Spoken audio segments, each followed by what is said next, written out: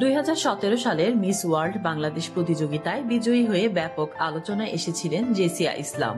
যদিও সেই আসরের ফলাফল নিয়ে বিতর্ক আকাশ ছুঁয়েছিল, আর সমালোচিত হতে হয়েছিল স্বয়ং জেসিয়াকেও। সেরা সুন্দরীর খেতাব জেতার পরও বাংলাদেশের শোবিজ অঙ্গনে তিনি নিজের একটি শক্তিশালী অবস্থান তৈরি করতে পারেননি। নাটক, সিনেমা কিংবা মডেলিং কোনো জগতেই তার উল্লেখযোগ্য উপস্থিতি চোখে পড়েনি, বরং ব্যক্তিগত জীবনের বিভিন্ন ঘটনা তাকে আরো বেশি বিতর্কের কেন্দ্রে নিয়ে এসেছে। তবে এবার সম্পূর্ণ ভিন্ন এক প্রেক্ষাপটে বিশ্বমঞ্চে বাংলাদেশের প্রতিনিধিত্ব করেছেন এই মডেল ও অভিনেত্রী। বিশ্বের অন্যতম মর্যাদাপূর্ণ সৌন্দর্যের প্রতিযোগিতায় মিস ইন্টারন্যাশনাল 2025 এর মঞ্চে বাংলাদেশ থেকে অংশ নিয়েছেন জেসিয়া। আর এই মঞ্চে সেরার দৌড়ে টিকে থাকতে প্রাথমিক ধাপে সেরা 20 সুন্দরীর একজন হয়ে উঠতে চান তিনি। এই লক্ষ্য পূরণে তিনি ভোট চেয়েছেন। সম্প্রতি সামাজিক যোগাযোগ মাধ্যমে একটি ভিডিও বার্তা প্রকাশ করেছেন জেসিয়া। সেখানে তিনি বলেন, হ্যালো, আমি জেসিয়া ইসলাম।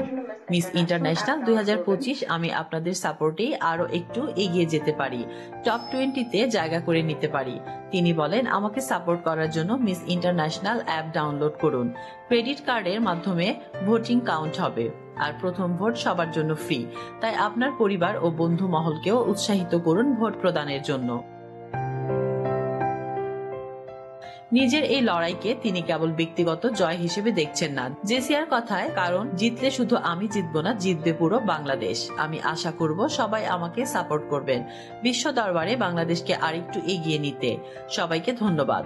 প্রসঙ্গত, মডেলিং ও নাটক অভিনয়ের পাশাপাশি দুটি চলচ্চিত্রে অভিনয় করতে দেখা গিয়েছে জেসিয়া ইসলামকে। ভারত বাংলাদেশ যৌথ প্রযোজনায় নির্মিত মনস্তাত্ত্বিক থ্রিলার চলচ্চিত্র দরদ এ জেসিয়া ইসলাম অতিথি শিল্পী হিসেবে অভিনয় করেছেন। ছবিটিতে প্রধান চরিত্রে অভিনয় করেছেন শাকিব খান ও সোনাল চৌহান। মাসুদ রানা 9 ছবিতে এজেন্ট চরিত্রে অভিনয় করেছেন। এদিকে ইউটিউবার সালমান মুক্তাদিরের সঙ্গে প্রেম ছিল জেসিয়ার। সেই সম্পর্কের জেরে এক রাতে প্রকাশ্যে রাস্তায় অনাকাঙ্ক্ষিত ঘটনারও জন্ম দেন তারা, যা নিয়ে নেট দুনিয়ায় সমালোচনার ঝড় উঠেছিল। তাসলিম আক্তার শিমু, SBS বাংলা।